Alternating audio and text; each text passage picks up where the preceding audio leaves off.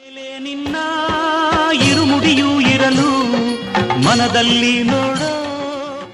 ಶಬರಿಮಲೆಗೆ ಅನುಸರಿಸಬೇಕಾದ ಅನೇಕ ಸಂಪ್ರದಾಯಗಳು ಬೇರೆ ದೇವಸ್ಥಾನಕ್ಕೆ ಹೋಗುವುದಕ್ಕಿಂತ ಭಿನ್ನವಾಗಿರುತ್ತೆ.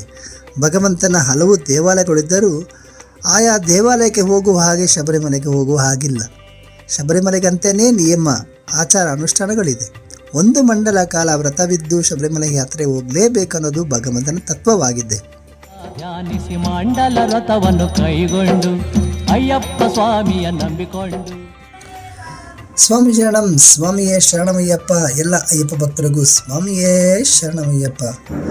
ಸ್ವಾಮಿಗಳೇ, ಕಳೆದ ವಿಡಿಯೋದಲ್ಲಿ ಶಬರಿಮಲೆಯ ವ್ರತ ಆಚರಣೆಗೆ ಯಾವ ಬಣ್ಣದ ಬಟ್ಟೆನ ತೊಡಬೇಕು ಎಂಬುದರ ಬಗ್ಗೆ ಮಾಹಿತಿಯನ್ನು ತಿಳ್ಕೊಂಡು ಬರ್ತಾ ಇದ್ವಿ. ಸೊ ಅದರ ಮುಂದುವರೆದ ಭಾಗನೇ ಈ ವಿಡಿಯೋ ಸ್ವಾಮಿ. ನಿಮ್ಮಲ್ಲಿ ಕೇಳೋದು ಒಂದೇ ಸ್ವಾಮಿ, ದಯವಿಟ್ಟು ಸ್ಕಿಪ್ ಮಾಡದೆ ಈ ವಿಡಿಯೋವನ್ನು ನೋಡಿ. ಸ್ಕಿಪ್ ಮಾಡಿದ್ರೆ ಅರ್ಥ ಆಗಲ್ಲ ಸ್ವಾಮಿ, ಕೊನೆವರೆಗೂ ನೋಡಿ ಅಯ್ಯಪ್ಪ. ಸ್ವಾಮಿಯೇ ಶರಣಮಯ್ಯಪ್ಪ. ಆತ್ಮಸೌಖ್ಯ, ಮನಸ್ಸೌಖ್ಯ, ಬುದ್ಧಿ ಸೌಖ್ಯ ಕೊಡುವಂಥ ನಮ್ಮ ಶಾಸ್ತಾನಿಗೆ ನೀಲವಸ್ತ್ರಧಾರಿ ಎಂಬ ಹೆಸರು ಕೂಡ ಇದೆ. ನೀವು ನೋಡಿರ್ಬೋದು, ಅಯ್ಯಪ್ಪ ಕುಳಿತಿರುವಾಗ ಅವರಿಗೆ ನೀಲ ಬಣ್ಣದ ಬಟ್ಟೆಯನ್ನು ತೊಟ್ಟಿರ್ತಾರೆ. ಆದರೂ ಕೂಡ ಭಗವಂತನಿಗೆ ಕಪ್ಪು ಬಣ್ಣದ ಬಟ್ಟೆ ಕಂಡ್ರೆ ಇಷ್ಟ ಅಂತೆ. ಕಪ್ಪು ಬಣ್ಣ ತುಂಬ ಇಷ್ಟ ಅಂತೆ. ಅದಲ್ಲದೆ ಈ ಕಪ್ಪು ಬಣ್ಣ ತುಂಬ ಮಂಗಳಕರವಾದ ಬಣ್ಣ ಅಯ್ಯಪ್ಪ ಸ್ವಾಮಿಗೆ ಅಂತ ನಮ್ಮ ಗುರಿಯರು ಹೇಳ್ತಾರೆ. ಈ ಕಪ್ಪು ಬಣ್ಣ ನಾವು ಭಗವಂತನ ಭಕ್ತರು ಎಂಬುದನ್ನು ತೋರಿಸಿಕೊಡುತ್ತೆ. ನಾವುಗಳು ಕೆಲವು ದಿನಗಳು ಮಾತ್ರ ಭಗವಂತನಿಗೆ ವ್ರತ ಬರ್ತವೆ. ಆ ವ್ರತದಲ್ಲಿ ನಾನು ಇದ್ದೇನೆ ಎಂಬುದನ್ನು ತಿಳಿಸೋದೇ ಈ ಕಪ್ಪು ವಸ್ತ್ರ. ಆ ಕಪ್ಪು ವಸ್ತ್ರ ಭಗವಂತನಲ್ಲಿ ಶರಣಾಗತಿಯನ್ನು ಹೊಂದಿದೆ. ಅಂದರೆ ಆ ಕಪ್ಪು ವಸ್ತ್ರ ಬಂದು ಭಗವಂತನಿಗೆ ದಾಸ. ಆ ಕಪ್ಪು ವಸ್ತ್ರವನ್ನು ನಾವು ತೊಡೋದ್ರಿಂದ ನಾವು ದಾಸಾನುದಾಸ.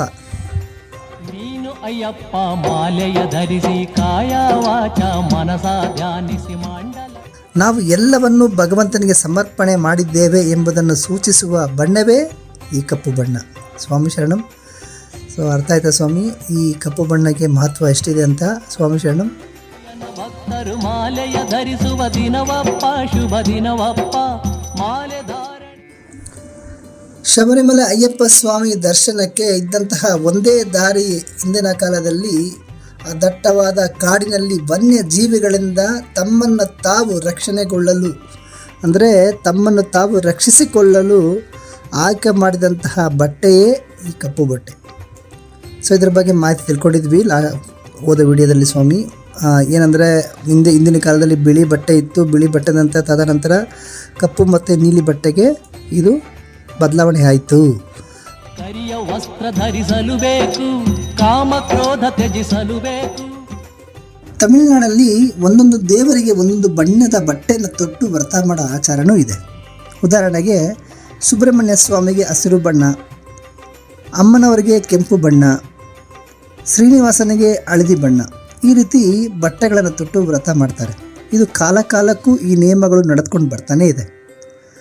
ಕಾಲಾನಂತರ ಏನಾಯ್ತಂದರೆ ಅಯ್ಯಪ್ಪ ಭಕ್ತರು ಸುಬ್ರಹ್ಮಣ್ಯ ಸ್ವಾಮಿಗೆ ವ್ರತವಿದ್ದು ತದನಂತರ ಅಯ್ಯಪ್ಪ ಸ್ವಾಮಿಗೆ ವ್ರತಾಚರಣೆ ಮಾಡೋದ್ರಿಂದ ಈ ಸುಬ್ರಹ್ಮಣ್ಯ ಸ್ವಾಮಿಗೆ ವ್ರತವಿದ್ದ ಸಮಯದಲ್ಲಿ ತೊಟ್ಟ ಬಣ್ಣದ ಬಟ್ಟೆಯನ್ನು ಶಬರಿಮಲೆ ಯಾತ್ರೆಯಲ್ಲಿ ಕೂಡ ನಾವು ಕಾಣುವಂತೆ ಮಾಡಿತು. ಅಂದರೆ ಅರ್ಥ ಆಯ್ತಲ್ಲ ಸ್ವಾಮಿ? ಒಬ್ಬರು ಅಯ್ಯಪ್ಪ ಭಕ್ತರು ಸುಬ್ರಹ್ಮಣ್ಯ ಸ್ವಾಮಿಗೆ ವ್ರತವಿದ್ದ ಸಮಯದಲ್ಲಿ ಹಸಿರು ಬಣ್ಣದ ಬಟ್ಟೆಯನ್ನು ತೊಟ್ಟು ವ್ರತ ಮಾಡ್ತಿದ್ರು. ಆ ವ್ರತ ಮುಕ್ತಾಯ ನಂತರ ಅಯ್ಯಪ್ಪ ಸ್ವಾಮಿಯ ವ್ರತವನ್ನು ಆಚರಣೆ ಮಾಡಲು ಪ್ರಾರಂಭ ಮಾಡಿದಾಗ ಅವ್ರು ಏನು ಮಾಡಿದ್ರಂದರೆ ಕಪ್ಪು ವಸ್ತ್ರದ ಜೊತೆಗೆ ಈ ಹಸಿರು ವಸ್ತ್ರವನ್ನು ತೊಡೋಕ್ಕೆ ಪ್ರಾರಂಭ ಮಾಡಿದ್ರು. ಸೊ ಇದರಿಂದನೇ ನಾವು ಶಬರಿಮಲೆಯಲ್ಲಿ ಈ ಹಸಿರು ಬಣ್ಣ, ಈ ಕೆಂಪು ಬಣ್ಣ ಮತ್ತು ನಮ್ಮದು ಏನು ಹೇಳ್ತೀವಿ ಹಳದಿ ಬಣ್ಣವನ್ನು ನೋಡ್ತಾ ಇದ್ದೀವಿ. ಸೊ ಹಿಂದಿನ ಕಾಲದ ಒಂದು ಸ್ಟೋರಿನ ಓದು ವಿಡಿಯೋದಲ್ಲಿ ತಿಳಿಸಿದ್ದೇನೆ ನಿಮಗೆ. ಆ ಸಿದ್ಧರ ನಿಯಮಗಳು ಪಾಲನೆ ಮಾಡ್ಕೊಂಡು ಬಂದಿದ್ದರು ಅಂಥೇಳಿ. ಸೊ ಈಗಲೂ ಈ ಬಣ್ಣ ನೋಡ್ತಾ ಇದ್ದೀವಿ ಅಂದರೆ ಇದೇ ಪ್ರಮುಖ ಕಾರಣ ಸ್ವಾಮಿ. ಅದಕ್ಕೆ ನಾನು ಈ ವಿಷಯವನ್ನು ತಿಳಿಸಿದೆ. ಆದರೆ ಶಬರಿಮಲೆಗೆ ನಾವು ಯಾವ ಬಣ್ಣ ತೊಡಬೇಕಂತ ಕೇಳಿದ್ರೆ ಭಗವಂತನಿಗೆ ತುಂಬ ಪ್ರಿಯವಾದ 2 ಬಣ್ಣಗಳು ಕಪ್ಪು ಮತ್ತು ನೀಲಿ. ಸೊ ಇದರ ಒಂದು ವಿಷಯವನ್ನು ಈಗಾಗಲೇ ತಿಳಿಸಿದ್ದೇನೆ ಸ್ವಾಮಿ. ಸ್ವಾಮಿ ಶರಣಂ.